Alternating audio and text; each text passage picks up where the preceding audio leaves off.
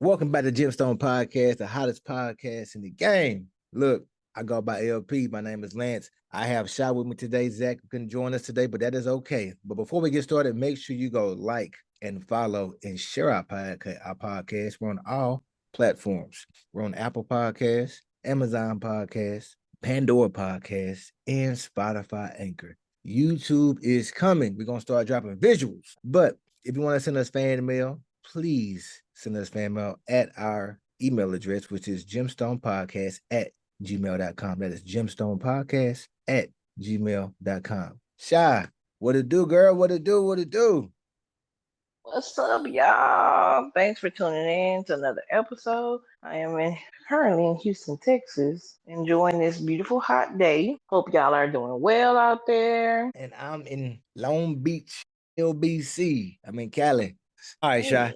I think you had something that you want to discuss. I'm really interested in your topic. So go ahead and give it to me. Yes, so make sure you guys check out the last episode. This is episode of segueing in from that. I wanted to talk about No More Section 8. So the phrase No More Section 8, it doesn't literally mean no more Section 8. But I think that's where we're kind of leaning to as far as the support for underprivileged communities or, poor people, so to speak. So the term any Section 8 refers to a possibility of a housing choice voucher Section 8 program ending for an individual tenant at a specific housing complex or a national level. The program is not inherently temporary, but assistance can be terminated under specific circumstances. So they just list a few circumstances like tenant-related violation, leasing violations, some changes, landlord action, right? So that's pretty much segues into this new plan that's a part of what Trump has been proposing about the budget overhauling of Section 8. So Section 8 budget is planned to be decreased by 51 million or so in the next coming years, which would affect a lot of the people that are on Section 8. So here's a few things that's been put out there. And isn't the chairman for the Section 8 board, isn't he a black guy for HUD? Let me go I'm look sure. and see real quick. I think he's a black guy. I think they would put a black man over that. So yeah, the program that helps low income families with rent and changing and could include a 2-year cap moving forward. While Trump's presidential budget for the 2026 fiscal year proposes overhauling the federal agency that administers Section 8, which it has not been enacted in Congress yet, but I do think by the end of this year they're definitely gonna Congress. So the U.S. Department of Housing and Urban Development (HUD), that's what HUD stands for, spends much of its budget on helping low-income renters. Like other federal agencies, its spending has been on a chopping block as Trump aims to drastically scale back the size of the government. As of now, however, no change to Section 8 housing vouchers are set to go in effect. Here is what we know. This article I'm reading. What is Section 8? Section 8 includes two rental assistance programs under HUD, project-based Section 8, and the housing choice voucher. Among the public, people talking about Section 8 are usually talking about the housing choice voucher. The program helps low-income families, elderly persons, veterans, disabled individuals afford housing in a private market. Program participants can choose an eligible housing unit, including single-family homes, townhomes, apartments with rent. According to the HUD website, local public housing agencies help administer the program with funding from HUD. Okay, so once again, back to what we were saying about the rural areas, right? In those, a lot of the rural areas, you will see more HUD opposed to, it's two plans with HUD. You will see the more housing voucher choice in the rural areas, but in city areas such as Houston, you will see the project based Section 8, which is, it's a project apartment. It's like a 200-300 apartments in one little section, and it's a project. You'll see that, or you'll see a housing choice voucher. I know in larger cities like such as Houston, some of our suburban areas, really nice areas with brand new homes, a lot of those landlords over there take Section 8. We also have our Section 8 is in different tiers. It's 3 tiers. You can get a low tier, let's just say tier 1, and that would be your rundown, let's say rundown home, like a home that's not been remodeled, it's an older home, it's not in the best area, etc. Then you got tier two. Tier two, they might put you somewhere like where I live in a med center. You might be in a medical center, you might be in midtown, anywhere like that that's in the urban, like a urban part of the city or urban area of the city. And you can still get a house or a townhouse, something like that. Then you got tier three.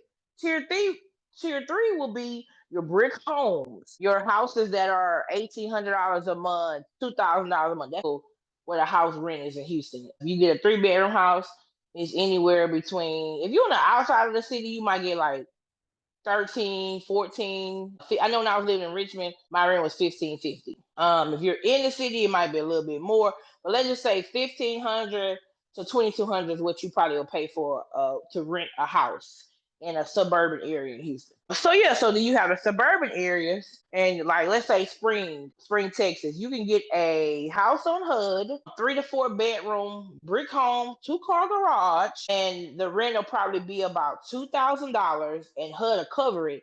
And then if you are a recipient of HUD and you have a small income, you may pay about $300 out of that $2,000 in rent. HUD will cover the rest. Or if you don't have any income, HUD will typically cover all of it.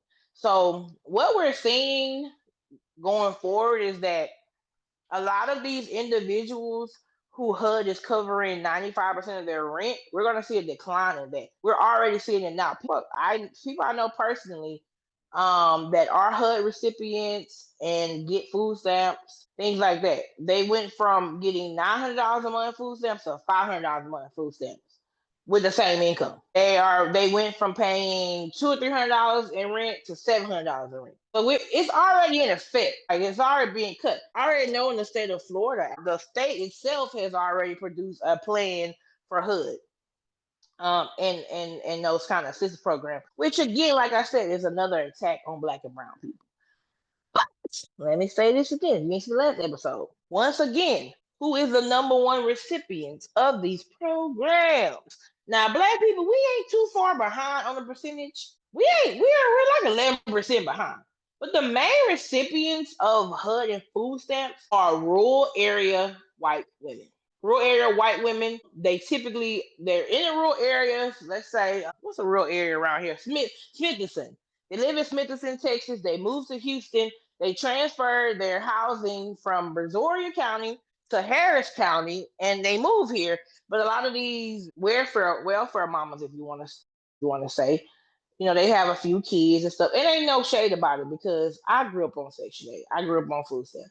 So there's no shade about that. But a lot of them move from the rural areas because it's easier to get on those assistance in the rural areas. Like it's easier to get on housing and food stamps in Brazoria County or what's another county over here? Not Fort Bend. Fort Bend is like one of our rich. I think it's our richest county in Houston. Not over there, but it's easy to get on these programs in these smaller counties around Houston. Harris County, you got like a 2-3 year wait before you get to on housing. It's a long. You be like, I know some people their number is number 5,054. Like it's a long wait. But if you go to smaller counties or Chambers County, Livingston County, you go around those areas, it's easier to get on those programs, but you have to live there for like a year and then you can transfer over to Houston and it'll be easy. You can just find your Houston with your voucher. So a lot of them are doing that. And they're, like I said, they're moving from the rural areas, moving to the city, or some of them are moving to different parts of the rural areas. But yeah, so once again, all these cuts because they think, oh yeah, it's Black women on the system with their baby mamas, they eating their chicken and Kool-Aid, and they having babies, and they on the porch, blah, blah, which I'm gonna play devil's advocate here. Some of the statistics that they put out is correct about some Black women, not all. But once again, like I said in the last episode, that is a small percentage of Black women that are actually on a porch with a bonnet on at 2 p.m. eating and not working. It's a small percentage. A lot of us Black women are educated. We have jobs, whether you're a CNA or a nurse practitioner. A lot of us Black women are upwardly mobile women. Like that's not the truth. But there is a small percentage, and they take the look of this small percentage of women Black women, especially Hispanic women, especially because Hispanic women statistically have a lot more children than black women and white women. White women are on a lower scale of having children. That's why that's a whole nother topic, but that's why that abortion ban is in place because white women were having too many abortions in America, and Hispanic numbers are growing, and black numbers are growing, and we was having too much kids, and the white people wasn't having that many. That's the whole reason for that abortion ban. Started in Alabama and it trickled down. It was a trickle down effect. Anyway, though, but so yeah, so they are recipients of this program. So what I think is going to happen is I think the Trump administration is definitely going to end Section 8, not completely end it, but I think it will be a cap on what you can earn. I think it will be a cap on the number of years you can be on there, which I don't have a problem with that if it's done the right way. In 2025, proposals from the Trump administration suggest a significant changes that could effectively end Section 8 as it currently exists. Time limits. Propose a 2-year limit on rental assistance able bodied adults who do not have disabilities or are not seniors would cause more than million households to lose their homes. That's going to be the number one problem. Reduce funding and block grants. Other proposed changes involve defunding cuts and shifting the program to state control via block grants. Critics feared that this would lead to lower state privatization for renters and fewer overall resources, right? Termination of the individual tenant. This is what this would cause. Now, what I'm going to say is this. I think it should be I think Section 8 should be a stepping stone. Like, I don't think you should be a generational on Section 8 or project based living, which, like I said in the last episode, I'm doing the Lyndon B. Johnson administration. This is when all these things were created, and our generation has been affected since then. And honestly, as Black women and brown women, we can't do nothing to blame ourselves because I'm speaking specifically to Black women because white women, I don't. I'm speaking to my sisters. We got on their system and it has ruined us. And it is time for a change. It's time for a change. Black women, brown women, all women, I'm gonna say. We have talents within us that can sustain us and our children with the right resources. So I do agree with them doing it should be program based. It shouldn't be 2 years and we're gonna throw you out. But I'm gonna get to that part. So ending Section 8 or causing, people to not be able to afford their housing without a proper plan in place is going to one, hurt the economy. But if people can no longer afford to live on these programs like Section 8, this will tremendously hurt the economy because if you're spending all your money on housing, you cannot buy food, you cannot buy gas, you cannot partake in events such as an Astros game, a Rockets game. You cannot, like you won't be able to pay certain things that go toward the city funding and the county funding and the state. It will, and the government fund, it will hurt the economy significantly by people being thrown out of their homes. Homeless population would drastically increase. And think about the mothers, right, Black, Hispanic, Asian, whatever, on Section 8 that might have drug problems. You're going to see prostitution increase. You're going to see children being sex trafficked increased. You're going to see an increase in crime if this is dismantled, as well as landlords. I know a guy personally who he has about 4 properties that he flipped, 3 of which are on Section 8. And this is this is pretty much his bread and butter. Like, he makes money from flipping homes. And if you get rid of this, right, because from my understanding, Section 8 pays the landlords like 3 months at a time or 6 months at a time, something like that. They don't pay them bi-monthly. Not sure if that's in all. I mean, I guess it would be in all counties, but I'm not sure if that still is how they do it because we've had so many different changes. But they used to pay in bulk for the rent. So think about all the landlords who have invested money in these homes that are looking on a return their investment, and the people get kicked out of the house. Now you got to repair the house because no shade. A lot of people, this is a stigma, but they say a lot of people on Section 8, they tear the houses up, mess up the plumbing, so now the landlord got to come in and fix it. Where Section 8 has different insurances to help landlords in these kind of cases. Without that budget for this, or without that, they would cut that too. So now all the cost is on the landlord to repair their homes. Now you're gonna have landlords suing Section 8. and suing the county for their funds back because you kick these people off the property because they lost out on thousands of dollars. And now they want to sue the government and the county for their lost wages. Okay, like I said, a rise on crime. Crime is already bad, mostly bad in smaller cities. So you're going to see a tremendous rise on crime without Section 8 in place because people are going to be homeless, people are going to be hungry, going to have people stealing from people, going to have an increase on robbery, like I said, increase on prostitution, increase on child sex trafficking. It's just not good. So what I propose is I was reading over some more of the like lease non-renewal. After the initial 1 year of a lease, a landlord may choose not to renew the lease with a Section 8 tenant. The tenant would need to find a new resident and report the voucher, right?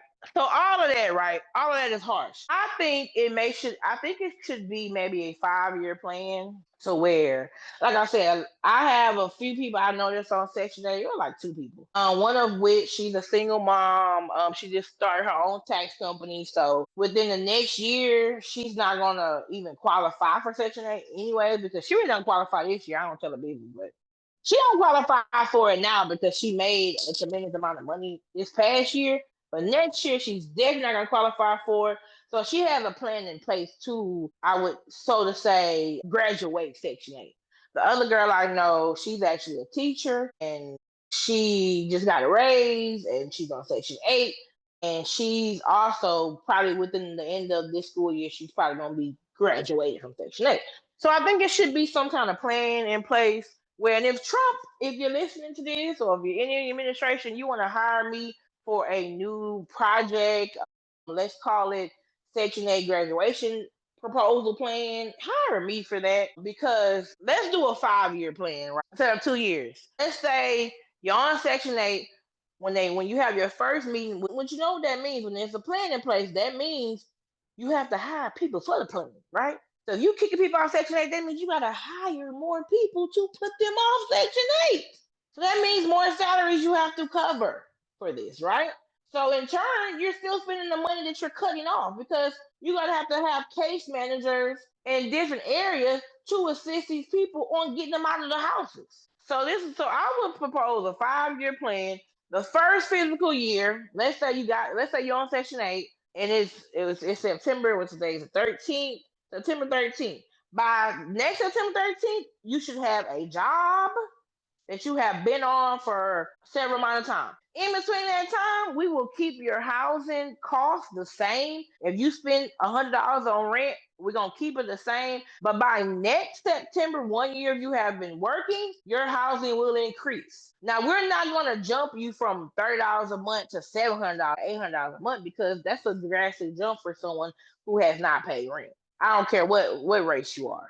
So if you're paying $100 in rent by next year or 1 year after that time, just know, regardless of if you choose not to work, if you choose not to, especially if you don't have a criminal background, you don't have any hindrance work, if you don't have any education or training, I'm going to get into that too. There's call centers, there's grocery stores, hell, Walmart pay good money. There's all different kind of places that you can work at with a high school diploma, GED, that you can make a salary living. So within 1 year of that time frame, you should have a job. Your rent will then increase by, let's say, 15% or something like that. A small increase percentage. That will prepare you for the next following year, if you choose to stay on housing, for your rent to increase another 15% or 20%.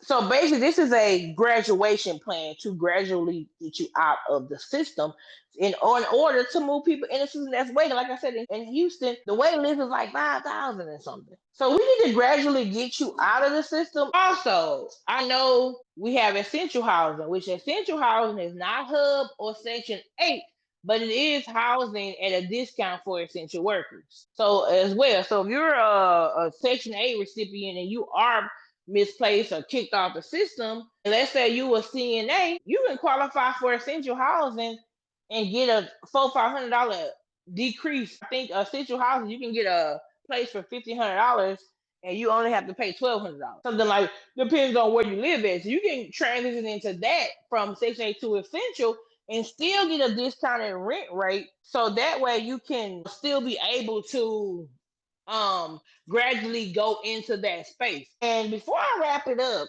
Also, a part of this 5-year plan, right?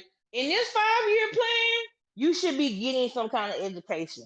I work in higher education now, and we have a lot of ladies, students that have children that are going to school again for a second, third, fourth, fifth time. We have 1-year programs, 2-year programs, and we have 4-year degrees. Well, we have 1-year certificates, we have 2-year degrees, and we have a 4-year degree.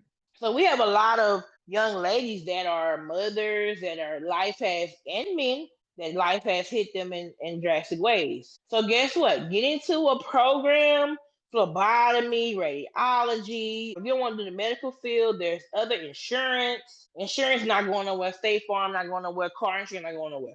You can make a decent living. You can get you an insurance license. You can get you. I know radiologists techs that are making $40 or $60 an hour, just as a radiology tech. I know some CNAs that are traveling that are making money, like I think $44, $64 an hour. I know some RNs that are traveling and making $130 an hour, $160 an hour. My aunt traveling RN, she making close to $200 an hour traveling RN. So get into a program so that by the time the Trump gonna be going out of office by the time this all come to fruition.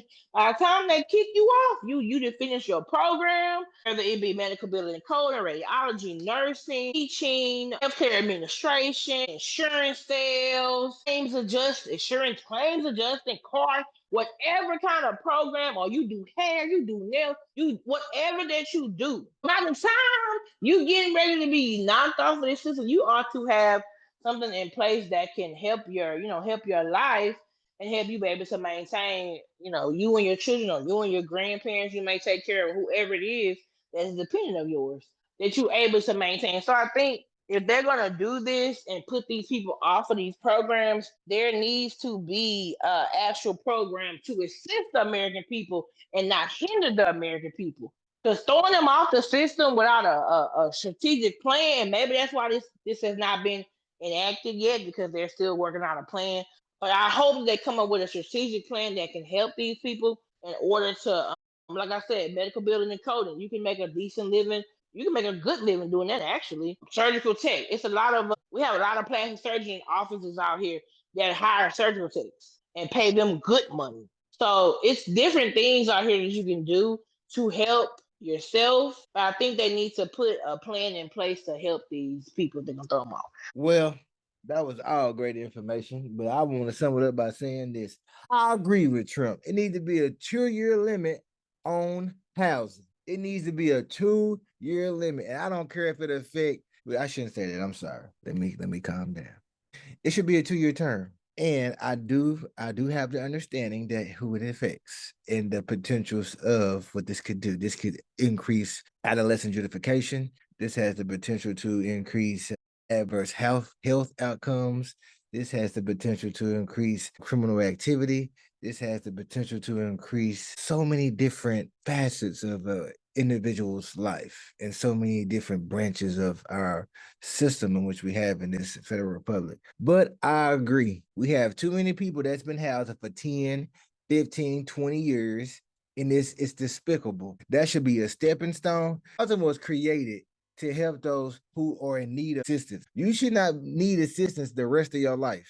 At some point, you should get with a financial planner, learn how to budget, balance your budget, quit buying Jordans every weekend, quit buying a car with gold rims, and live within your means, and then transition yourself into another place. I agree with it. And Trump said it right. He said, okay, so who's going to teach them how to? He said, who's going to pay for the financial budget?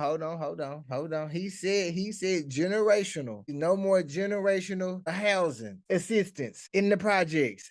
I agree. That is a curse within certain ethnicities that we are dependent upon that. And that's why we are mad as people that some of these governmental programs are being cut.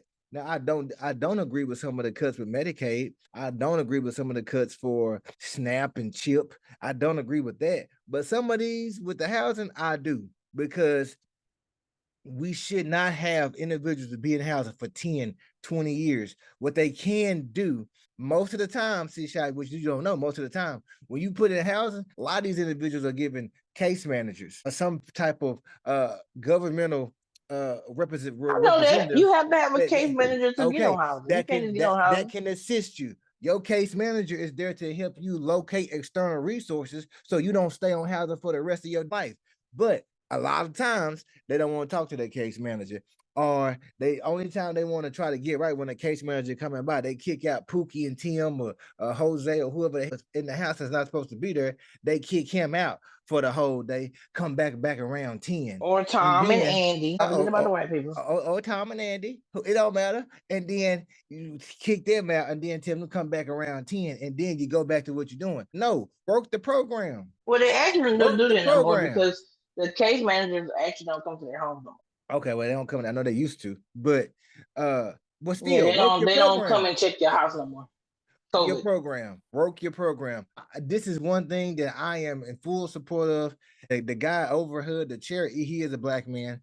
I can read his name off in a minute, but they said that they said they're gonna take cut the funding by 44%, which is 333 billion on HUD. That's on a national scale. Now, what I don't like about that is urban development, which is HUD, the U.S. Department of Housing and Urban Development. That's what HUD stands for. Now, the one thing I don't like about that is a lot of the times with HUD is also associated with providing support and interventions for the homeless population.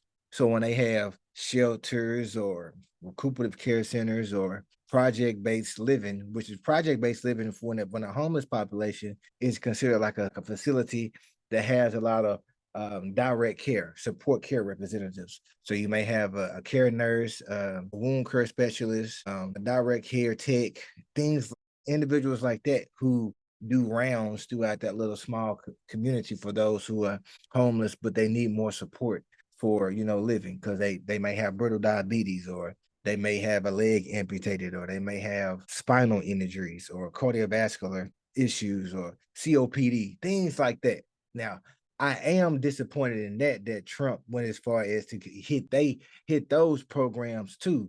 I think that's wrong. He should have let them programs stay where they at, but this honed in on the Section 8. But he didn't. He kind of made it widespread. That's why it's called public housing. He should have just focused in on Section 8. But he didn't. But hey, that's here and there. But I do support the Section 8 thing, that the Section 8 vouchers and the Section 8 cuts that they want to do. Just because we need to work these programs. And that's why I keep saying he's at war with the government in these internal federal and governmental and local state level programs, because a lot of for years, people have been getting away with not working a program and getting free assistance. Now it's coming to a time where if you're gonna be in this program, you better work it. You have to work it. There's no need for, if you got a case manager, why you still in the same position you in 2 years later? That's enough. That is 24 months to do some type of turnaround to be a success. Have some type of success. And they have so many different programs, so many different resources that can assist you with that. But we just don't pay attention to it. And well, I ain't gonna say we don't pay attention to it. We don't want the help because our focus is on something totally different. And I've seen. Okay, but why the case managers not providing that then? It's based off consent. It's based off consent. Yeah, but if you can offer, like, if you want to help these people do this and this and this, the case managers, how you doing?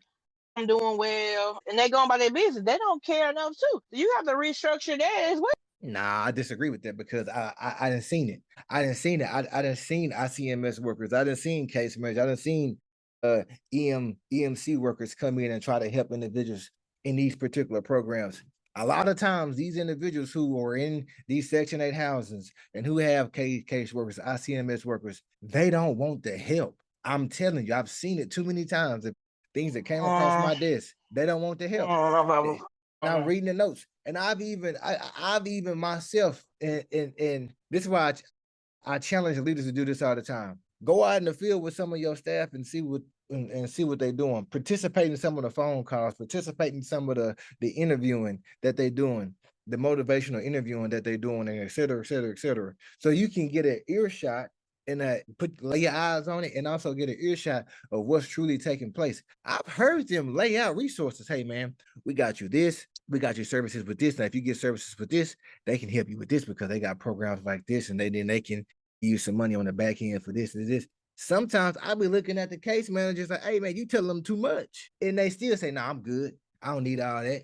Just my rent gonna stay the same, right? It's $24.50, right? Yeah. Okay. That's all I need then. Because they're not interested in growth. Oh Lord, there's too many black men that sound just like the white men. Okay, Shy, I'm telling you from what I'm seeing. This ain't nothing I'm making up. This is lived experience. I'm telling you. Like you were saying earlier with the statistics, oh, some of that made up, some of that they fluffing up the numbers. I'm not fluffing this up. I'm telling you, I see it. And a lot of times, a lot of these individuals, they have champagne taste with Kool-Aid work ethic. How you gonna want something that you ain't willing to work for? That don't make sense. So I agree with the 2-year limit. It should be that. Maybe that'll put some fire under some of these individuals to actually want to do better. And unfortunately, you're right. Crime gonna go up. Judicial adjudication gonna go up. All that's gonna go up. Unfortunately, you're right. But the time now to want to do better is now. It's a reason why the children of Israel took 40 years to get to a place that was only supposed to take 7, because they didn't want to put in the work. They still want to hold on to the Pharaoh's teachings, hold on to the things in which they weren't supposed to do no more. That's the same thing happening here. It's the exact same. You have these programs that, and you got to think, like I said in the previous segment, he's already attacked the funding for these programs. That's the first thing he did.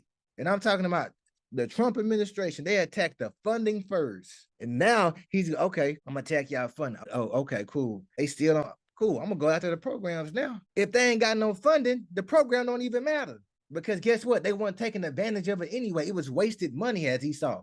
Well, we ain't got that much participation, so this is wasted funds. And then you got individuals who work in these governmental agencies who are misappropriating the funds, because guess what? The people ain't maximizing participation. You can't manipulate a program if it's being utilized. I see it all the time. So that's why I say I agree with this. It should be a limit. Maybe now we can get some change going on. We won't see so many deputy directors stepping down from their positions because of unknown reasons, but it's because they misappropriating, they stealing. But guess what? They can steal because ain't no damn body using the program no way. So they're like, well, ain't nobody using no way. So let me go ahead and pad my pockets. And it's not because these individuals who are in the field are not telling them about the program. It's because people don't want to do it, which don't make sense. If you're in need, stop being shamed and take the assistance. Just like mental health.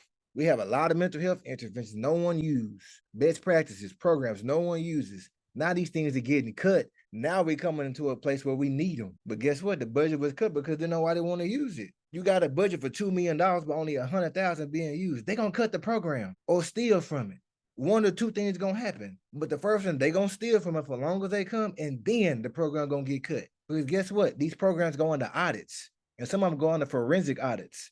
And guess what? Your numbers got to match up to what's being spent. And if it's not matching up, well, where the money going? Oh, well, hey, so-and-so, man, the money ain't.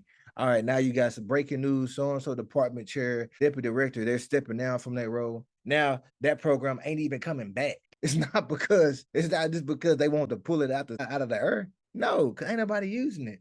But we use Section 8, but we don't use the other interventions associated with Section 8, besides the food stamps. Make that make sense. In a previous segment, what else is being attacked? Oh, the food stamps are gonna start getting cut. Oh, what else? What else we said in previous segments? Oh, the food bank's budget already got cut by $800 million nationally. Huh? And then guess what? When you cut the food stamp and you cut the housing, you also gonna cut the economy. So these same big companies that provide this food to these stores, they will be bankrupt. And they will be bankrupt, and they will be looking at Trump administration to give them a bailout.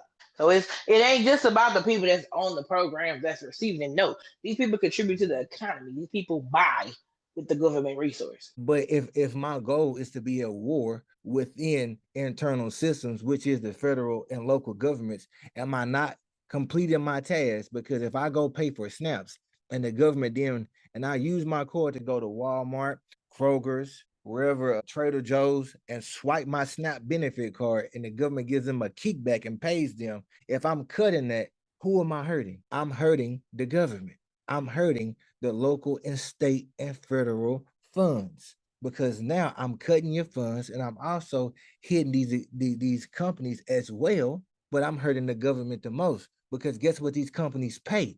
They pay taxes. They pay taxes to do business in these states. I'm still hurting the local and federal government, because you have to pay a local and a state tax sometimes. Different state, Texas don't have a state tax. Some states do, but you still have to pay a tax, period, to do business in this country. And based off your revenue growth and your return of investment, some taxes are more than others. So I'm still hurting the government if that's my goal. And that is his goal. Implementing a 2-year limit, that's going to even hit that even harder, because the employment rate is going to it's going to skyrocket. A lot of these people don't even work. I know you mentioned like, oh, they got the bonnet on. They said, no, I get it, but a lot of them don't work at all. Yeah, but you don't work. You think they're gonna go to work just because they caught their benefit? No, they're probably not gonna go to work. But guess what? I mean, no, you're right. They're not gonna go to work. But what they're gonna turn the crime. We just Either said turn the crime or they're gonna do hair or something. they're gonna turn the crime, or do some mom and pop stuff right here. But a lot of them probably doing her now. When they put that, but I guarantee what they're gonna do, they'll start putting different sanctions and different rules on this Section 8 housing. Like, you can't do business at your house if you're on Section 8. You can't do this. You can't. If you caught, you're at risk of losing your house. That they're gonna start putting different rules and expectations and standards in place to make it hard. Right. That's true. I mean, I don't know. I just feel like 2 years is just not enough time to dismantle something that's been in place for what 60, 50 years, something like that. 2 years is not long enough to. And if you're gonna dismantle it, if you're gonna do this, you have to provide these people with resources. Do your fucking job. Reply these people with resources and things that they need so that they can, find jobs. And once again, yes, we do have caseworkers. I used to work at Housing Community Development Department.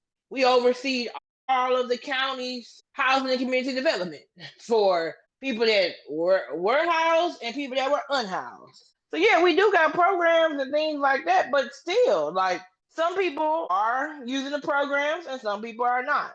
But I can guarantee you it's more people that's willing to at least try, or okay, well, I can't get food stamps unless I go to this class.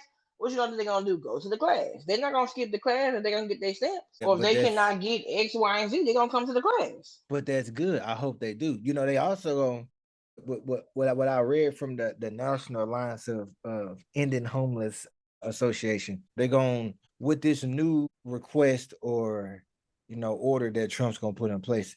It's gonna be a requirement for individuals to do mental health, to do substance use treatment, to participate in these programs, right? Which is good, because guess what? Historically, they haven't been, but they've been there.